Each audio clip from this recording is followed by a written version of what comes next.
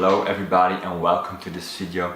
So my name is Christoph and I'm an enthusiastic programmer, and I'm just want to show you guys like my journey and build a strong community and helping other people to start with their programming careers.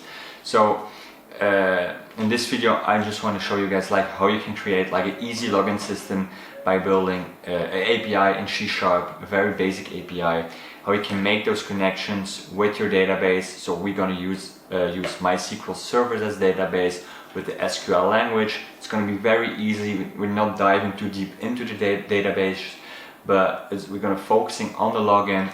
And then at the website we're going to use like a fetch post API, using some JavaScript. So it's going to be really easy to understand, because I'm just going to explain it like as good as possible. But if you have like more questions or you don't understand something really good, just reach out to me, just ask it below the video, or just reach out to me on my email or something like that, and I will happy to help you further. Because it was something like I was struggling in the beginning with, just to see like how everything like fits together in the whole picture. Because when you learn programming, like I was learning C#, you see like how you can do things in C#. You can do things in HTML, CSS, and JavaScript. But like how it all fits together, like the whole picture, like at my beginning, like it was not really clear. So I was thinking like, let's make a video about it, like how you can like easy get some data from your database through the API, and you can make like an easy like login system for your website. And like in the next video we're going to create how you can like create new users and send it to your database. It's going to be so much fun, so stay tuned, watch the video. And I'm going to say it again, like if you have more questions, just reach out to me and I will happy. Okay, so guys, let's get into the application. So first off, we need to create a database, so where we can store every username and every passport. So I'm using MySQL server. So we're going to create a new database. I'm just going to call the database, I'm going to give it just my name, Christoph. We're going to create it, so clicking OK. In Christoph you see tables, and in tables you can add a new table. Okay, so first off we're going to use an ID. It's going to be an integer of a data type, and we're going to set this at the primary key. Next we're going to create a username. It's going to be and varchar, just let it be 50, like it doesn't matter for this application. It cannot be null because we always need a username. And we're going to create a password, same, and varchar 50, and it still cannot be null because we also need a password. We're going to Control S, so we're going to save. We're going to give this a name. We're going to call this users. Very important to call this users and not user, because user is a reserved keyword, so it will crash. So make it users, or just give it another name like users login or something like that. Okay, so that is okay. We're going to save this. Now we're going to add something in the table, so we're going to refresh in the users, and then we're going to set like added top 200 rows. We're going to give it an ID, username. I'm going to use Christoph, my name, and password. We're going to say test. Let's create a second user, user 2, and let's say test 1, 2, 3. Great. Let's save this. Okay, like this is everything from the data part. So this is ready right here. Okay, now we go to our C# code. Then we go to C#. So we're going to open C#, Visual Studio 2022 I'm using. We're going to create a new project. We're going to select, we're going to work with an ASP.NET Core Web API. So if you chose Web API and then you can choose language C#, it's like the only one you have. You click on next. Let's call this login API like this, and click next. Okay, the .NET long-term support, just keep the defaults like this, and we're gonna click on create. Okay, while it's creating, I'm gonna take a sip.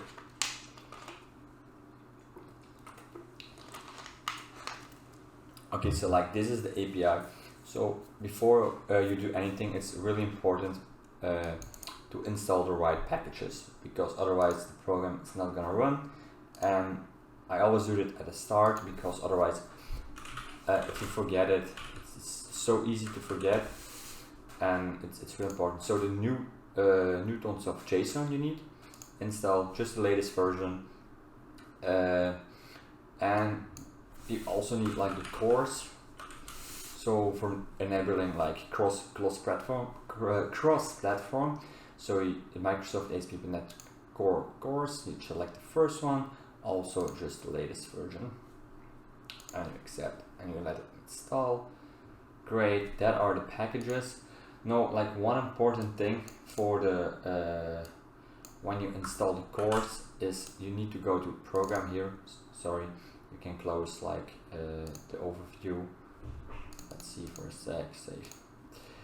And other below authorization, you need to add the app.use course, so that you can allow any origin, any method, and any header. So this needs to be implemented when you install the NuGet package from course. Just remember this, it always needs, so it's just something to remember. Okay, you're gonna save this. Okay, that's great. So now what we're gonna do is we're gonna create a model. So we're gonna add a class, and we're gonna call this one like a user model. I'm gonna add this. It's public. I'm gonna use the same properties as we have in our database. So an integer ID, string username, and string password. So this is exactly the same as we had if we have like here ID, username, password. Make sure you use the same writing, so it's connected. Okay, now we have this. Let's save this, and let's start creating our controller. So inside controllers, we're gonna use add a controller. We're going for an API controller, empty API controller, because we are not using the MVC model right now. So we're gonna add this controller. I'm just gonna call this like very easy login controller, because it's gonna make sure we can log in. And we are here. So first off, we're gonna have, of course, it's a post, because we're gonna have a body. Post, because it's gonna have a body, and it's gonna be public. We're gonna return an integer. Login handler, and it's gonna get a user model. We're gonna call this just a model, just like that. So we're gonna return like we're gonna return an integer. So if you can log in, we're gonna return the user ID. Okay, so that's what we're gonna return. So in here, what we need is we're gonna have a using, and we're gonna use SQL commands.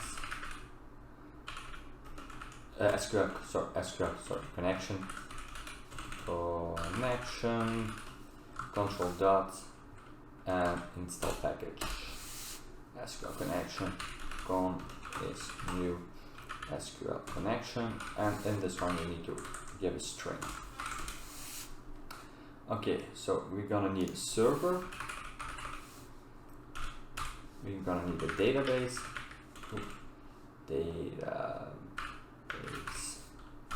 We're gonna call the database. The database that we just created was like Christoph, and we're gonna need a trusted connection, and it's equal to true. Okay, for the first one, the server, you go back to SQL, you click on your desktop, you go to properties, and you're gonna have here the first thing is gonna be your server name. You just copy this and you paste it right here, the server. Great. Okay, then you can set connection open. Then you're gonna create a query, okay, and we're gonna select user. We're gonna select ID, username, and password from users, where username equals we're gonna say add username and password equals pass. So this is going to be our string or select statement. Then of course we can make then we need to make the SQL command. Command is a command, it's a new SQL command with a query. So this one and the connection string. Okay, now this are the username and pass over here. The add symbol are parameters. Why? Otherwise, it's easy to do SQL injection, so it's easy for hackers to always get access to your login. So what we're gonna do is we're gonna do with a command that we're gonna add parameters with value.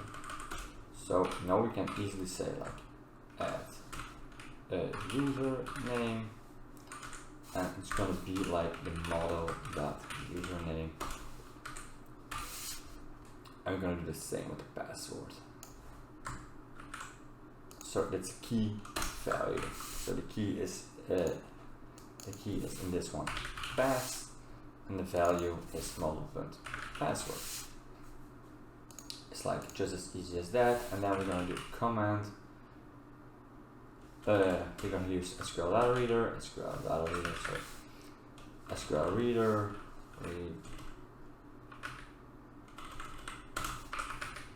reader. Why it's not finding my oh, sorry.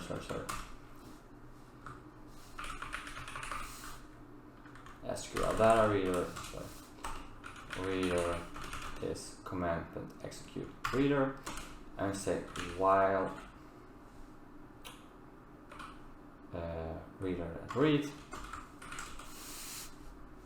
So in this one we're gonna say something. So we're gonna return, like I said before, we're gonna return an integer. So in this one we're gonna create an integer at the top, in the integer user ID equals 0, and in this one we're gonna set user ID equals, it is an integer from the reader, and it's gonna be the ID, just like that. Just return the user ID. Okay, like that's everything we needed to do. So like right now our C# is like ready. So we're gonna run the program. And we're gonna see like if this is already working. So it's gonna be with the Swagger UI. So we're gonna open this, you try it out, execute, and if it don't crash, like it returns null. So great, it's perfect.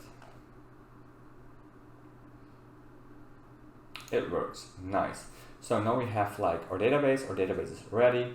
We have created our API or post handler, so that's great. So now we need to fetch the data from the web, so to the API. So for that, we're going to this one. So I already created like just a basic form, so I'm gonna show you guys. It's really basic, so you can enter your username, your password, and if you log in, something needs to happen. Like, you know what, maybe you can like create a new index. Let's call this home. So if you log in, we're gonna create a H1, welcome, you are something like that. So we're gonna redirect to this page. So the CSS, everything is done. So right now we're gonna create like, hold on. First off, we need the URL. So if you go back to the login API, you open this again, you see like in this one, you can see your,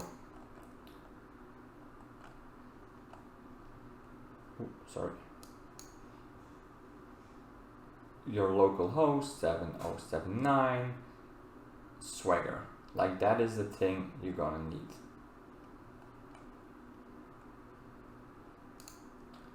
So this whole string you can copy. If you click execute, this whole string you can copy because you're gonna need it. So back this one, we're gonna create a constant API equals and string, boom. This one is what you're gonna need. Okay, next we need a button click event. Let btn, like we don't need to do this even, document get element by ID, btn login. We're gonna create an event listener, and it's gonna be click event. Oops, sorry. Okay, great. So if we click, we want something. We want the username equals document that get element by ID username, and we want the value. We want the value of it, but value. Okay, we want the same with the passport. So it's gonna be the password, pass, and it's gonna be like pass. And we're gonna, like we said, so if you go back to your C# project, so you see we're gonna give it a user model. So in this, we're gonna create like a user, gonna create a user model. It's gonna have a user name, and that's like the username, sorry. And it's gonna have like a password, and it's gonna be like pass. Okay. Really important here, so make sure every time you do this right, this name and this name, like it needs to be the same as you use in your model in your C#. So it's really important, uppercase, uppercase, uppercase. It's really important. It's the same. If you make a wrong, if you make a type error here, it will not work. It will just crash because it doesn't know where to look in your API for. Yes, it doesn't know what you're posting. So it's really important. Just keep it in mind. Okay, the next thing what we're gonna need a function, of course. We need the post function. The post function is gonna take a controller and an object, of course. Like, it's really important, like this is the controller, so you can delete like this one here. Okay, so next for the post API, what we need is a constant. I create this here, you can do this inline, message header equals, it's a new headers, and this one is going to be like your application, your content from your content type, so what you're going to send, and what we're going to do is we're going to do content type and application.json. Below this we're going to start a fetch. So the fetch is the API plus the controller, of course. So in this case, login, controller, and below here we're gonna open this and we're gonna type some more. Okay, of course this needs method, and the method this needs is gonna be like post method. It's going to need the body. The body is in JSON stringify, and it's going to be the object. So we're going to stringify the object what we're going to give him. And next is the headers, of course, and the headers we just created, the message headers. So this is like your API post body. So it says it's a post, so we're going to post something. We need to look for an API post with name login. That's what we're first going to do. Okay, then do the then things. Then we're going to read response as text. It's going to be a function.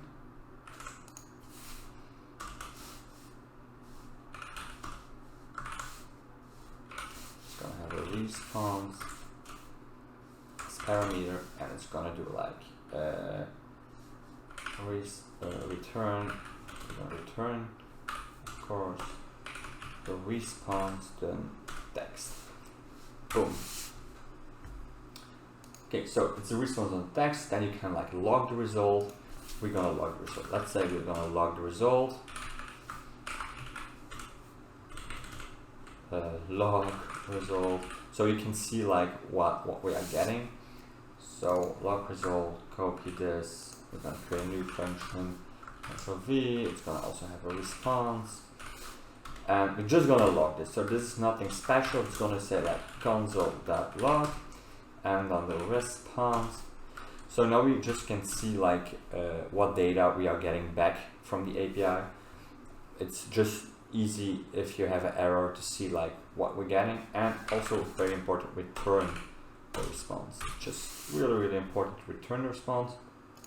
Okay, now last, but then we're gonna handle response, handle, let's say handle post response, and like this is going to be like the function so there's going to be the function. In this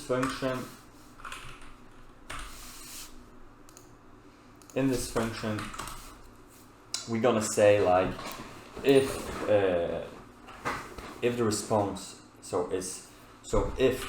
if there is a user, so if response is bigger than null, this means there is there will be a user. So then we're gonna say like the document that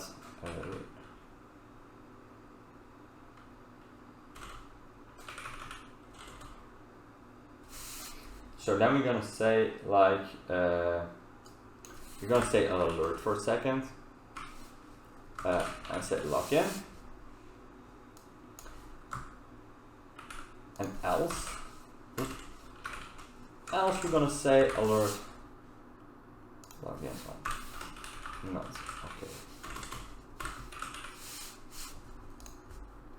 okay. So one more thing we need to do right now is we need to say post in here. We're going to give the controller is going to be like the login controller, and we're going to pass the object, and that's the user model. User, that's what factor user model. Okay, great. So now we have created our database. So we have a username, ID, and a password.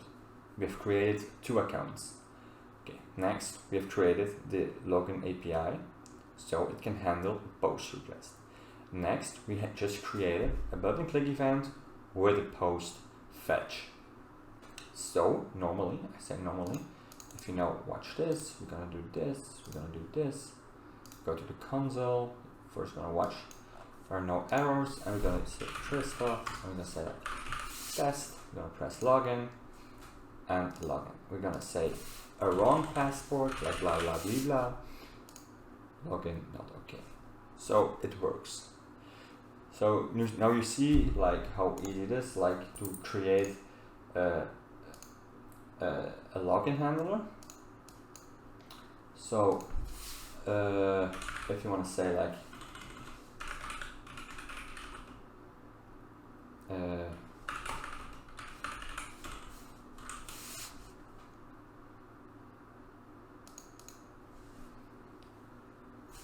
so let's say, okay, so now we see like it works. So if you see here, like we get the user, I'm gonna expand this a little, so you get user ID 1. So I did create like, I think another user, I did a column test, and I think I give it a name test 1, 2, 3. Login not okay. Let's watch, I didn't remember, user 2, of course, user 2, login, and login, and you see the ID what you get is 2 because it's user 2. So great. So now you can like easily say if the login is okay, login okay, then document that location that href